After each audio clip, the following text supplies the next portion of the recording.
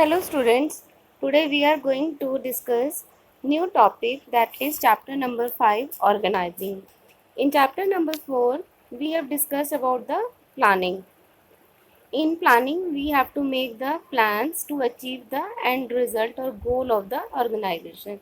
Now in this chapter of organizing we have to make arrangement of all necessary things that is helpful in functioning of an organization so that the target or goal can be achieved easily.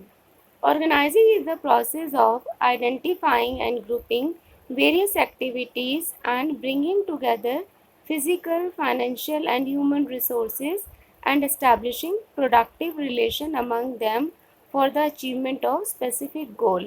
इसका मतलब ये है, organising जो है एक ऐसा process है जिसमें हम अलग अलग टास्क को, जॉब्स को आइडेंटिफाई करते हैं, फिर उनको ग्रुप में डाल देते हैं। जो सिमिलर नेचर की एक्टिविटीज़ होती हैं वो एक डिपार्टमेंट में आ जाती हैं, एक ग्रुप में आ जाती हैं, और उन सब एक्टिविटीज़ को और जो रिसोर्सेज होते हैं, अलग अलग रिसोर्सेज लाइक रॉ मटेरियल हो सकता है, मशीनरी हो सकता है, टूल्स हो सकते हैं, कैपिटल हो सकता है, पर्सोनल हो सकता है, और उन सबको हम इकट्ठा रखते हैं और उनमें एक रिलेशन मेंटेन करते हैं जिससे कि काम इंटीग्रिटी से, कोऑर्डिनेशन से हो और जो गोल है वो इजीली अचीव हो जाए.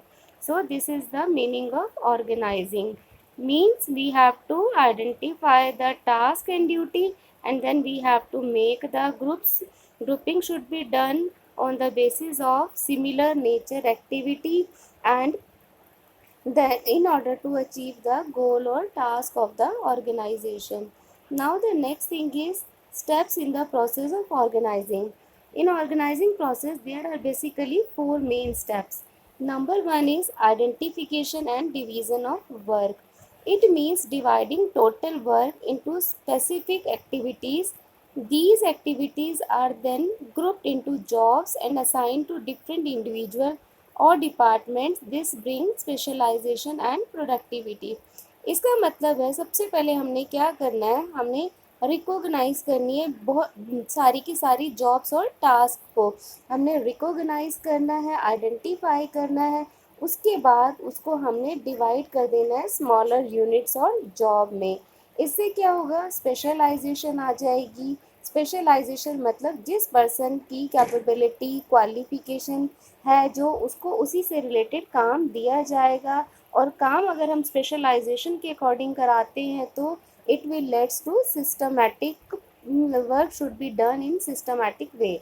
For example, like in a bank we see there are different type of person doing different activity.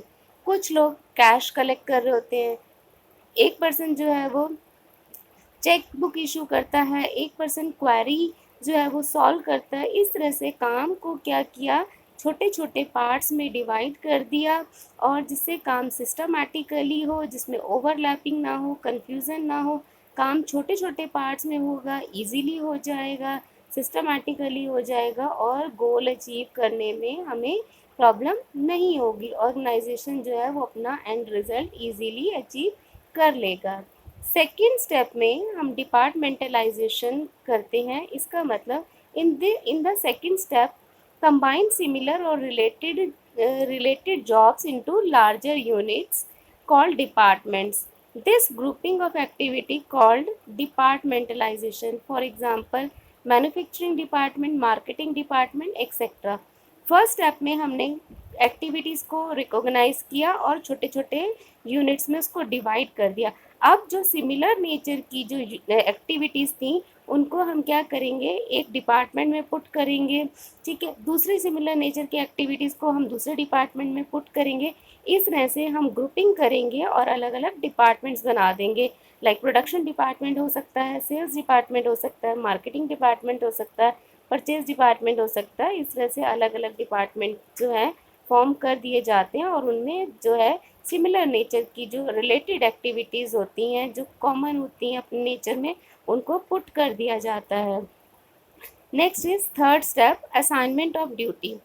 After forming departments, each employee should be placed in their respective position under a manager and allocate them the duties based on their skill and knowledge. उसके बाद department बनने के बाद second step के बाद third step में हम क्या करेंगे, पर्सोनल्स को, एम्प्लॉयज़ को, वर्कर को उनकी ड्यूटीज़ जो है वो देंगे।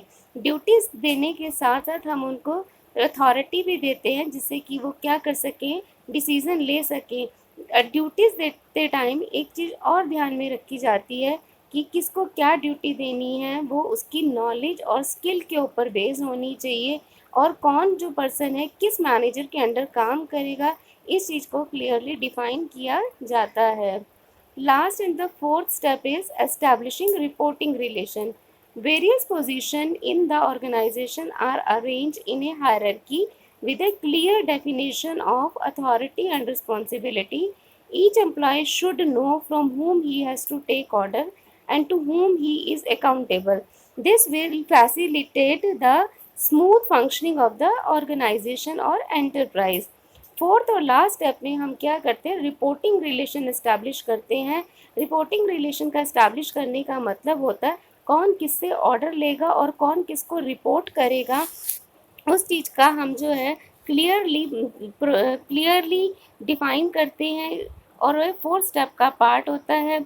इससे क्या होता है कि हर एम्प्लॉय को पता होता है उसका सुपीरियर कौन है और किसको उसको रिपोर्टिंग करनी है, उसको किससे ऑर्डर लेना है। तो इससे सुपीरियर सबॉर्डिनेशन रिलेशन स्ट्रॉन्ग होता है, जिससे कोई कन्फ्यूज़न नहीं होती और काम जो है वो ईज़िली और स्मूथली चलता है। And these are the four main steps of organizing process. Identification and division of work is the first one, then second is departmentalization, then third is assignment of duties, and the fourth one is establishing reporting relations. Thank you.